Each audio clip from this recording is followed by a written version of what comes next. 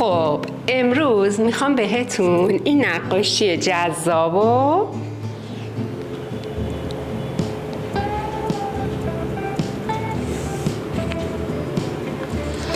بدون استفاده از قلمو یاد بدم.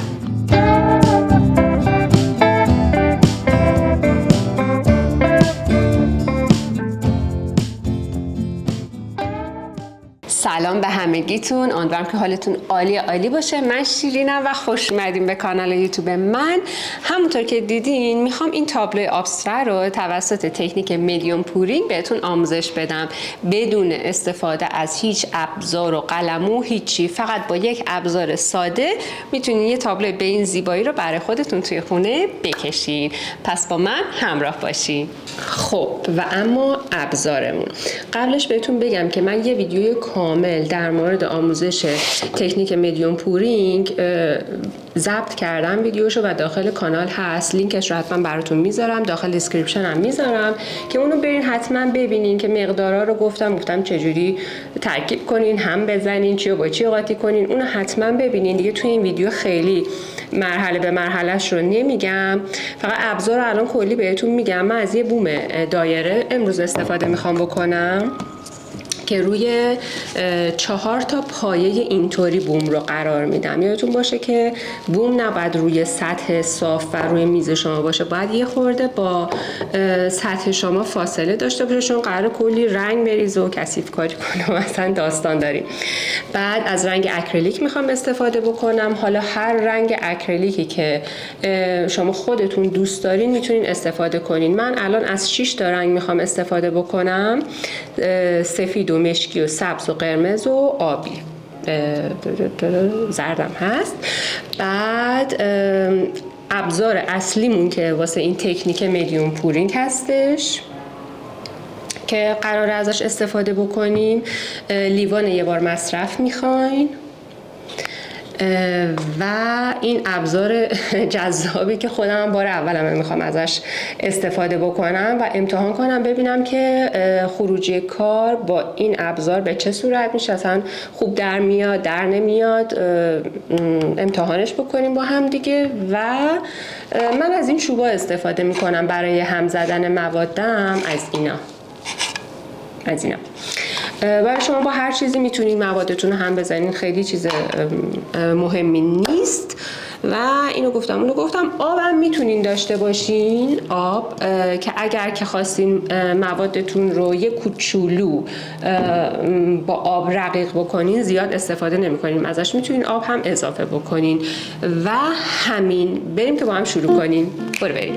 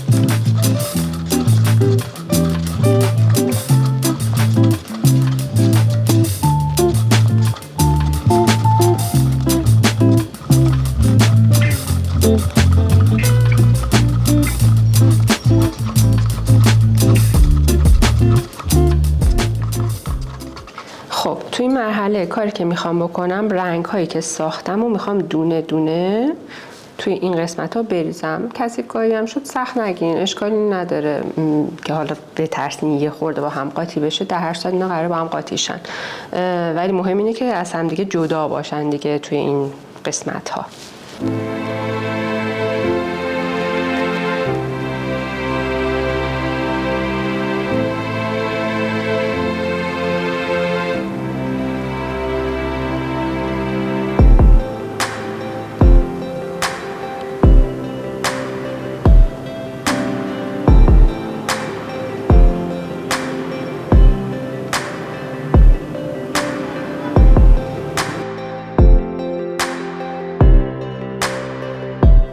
سفیدم غلیظ شد، امیدوارم که خرابکاری نکنه.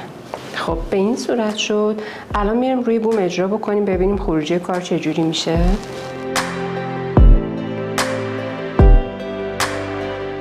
حتما هم دستکش یه بار مصرف دستتون بکنین، چون به قدری کثیف کاری داره که تازه با اینم دستتون کثیف میشه احتمالاً.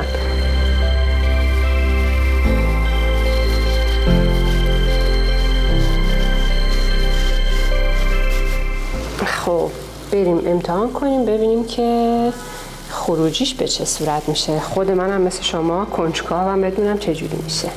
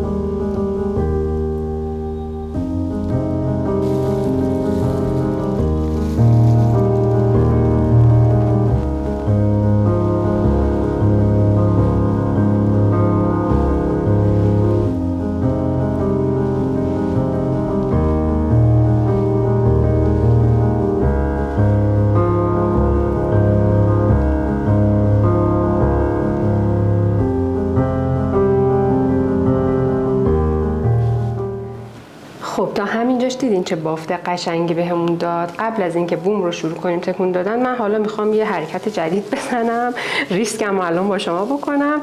میخوام دورش رو رنگ سفید خالی بزنم ببینیم چه جوری میشه.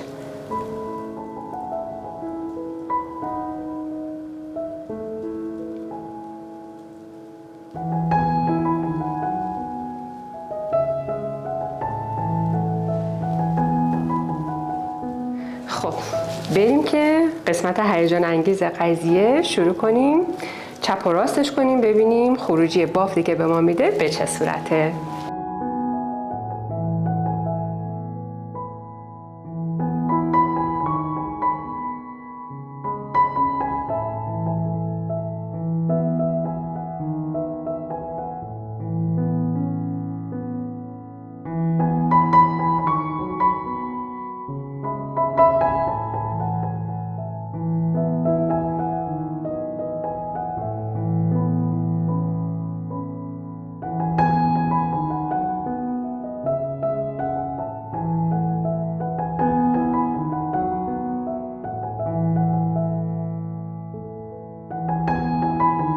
وای چقدر داره هیجان انگیز میشه.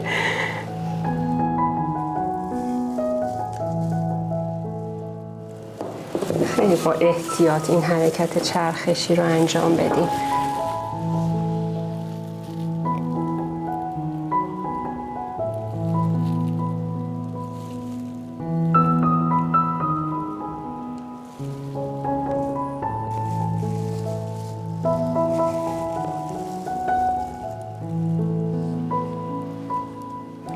حالا دیگه بنا به سلیقه خودتون هی میتونین به این بافت ها جهت بدین.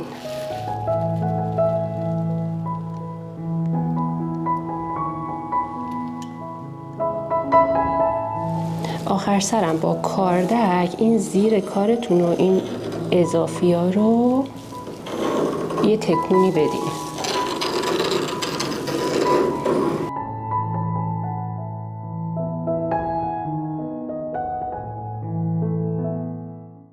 خب اینم از خروجی جذاب کارمون، اینم از خروجی خودم که منفجر شدم، ولی واقعا هر دفعه منو سورپرایز میکنه. بافت هایی که به من میده اصلا سرشار از انرژی واقعا.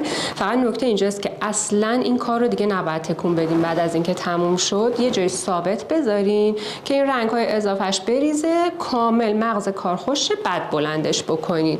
یه نکته دیگه که میخواستم بهتون بگم، خیلی از دوستان عزیز هستن که بر من کامنت میذارن تو رنج سنی 50 سال، 60 سال، 70 سال و من خیلی خوشحالم که تو هر رنج سنی مخاطب دارم و به من میگن که یه تکنیکی رو یاد بده که ما تو اوقات فراغتمون بتونیم کار بکنیم. به نظرم این تکنیک میتونه براشون خیلی جالب باشه، چون میبینین دیگه نه احتیاج به طراحی خاصی داره، نه نقاشی خاصی باید بکنیم، فقط رنگ ها رو باید با هم ادغام بکنین و هر دفعه میبینین که یه خروجی به این جذابی بهتون میده. بازم لینک آموزش مدیوم پورینگ رو که براتون تو کانال گذاشتم میذارم که حتما برین اونو ببینین. اینم میذاریم کامل خشک بشه، حدود یه روز خشک شدهشو میام بهتون نشون میدم.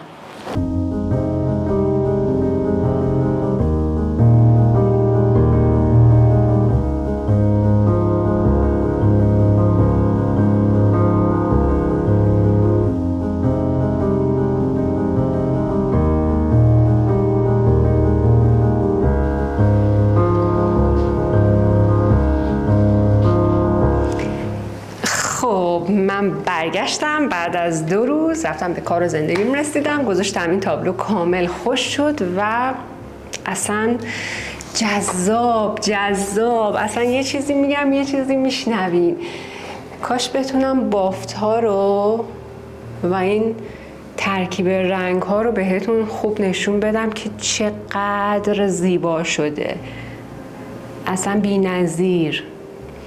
بعد شما مجسم کن که یه همچین تابلویی رو تو ابعاد بزرگ کار کنی بزنی رو دیوار خونت، اصلا سرشار از رنگ و انرژی و حال خوبه یه همچین تابلویی به نظر من.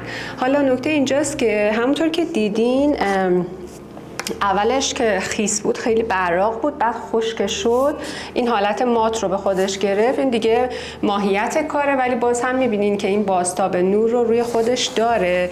ولی اگر که بخواین شما میتونین کاری که میکنین وارنیش اکریلیک روش بزنین، وارنیش براق، که دوباره اون حالت شاینی رو براق رو در واقع بهش بدین و به حالتهای مختلف هم میتونین این تکنیک رو کار کنین. رنگ رو غلیظ‌تر بردارین، رقیق‌تر بردارین، با باد سشوار بهش جهت بدین. خیلی مدل های مختلف میشه این تکنیک رو کار کرد. حتما توی ویدیوهای مختلف بهتون یاد میدم که چجوری با تکنیک های مختلف کار بکنین این نقاشی رو.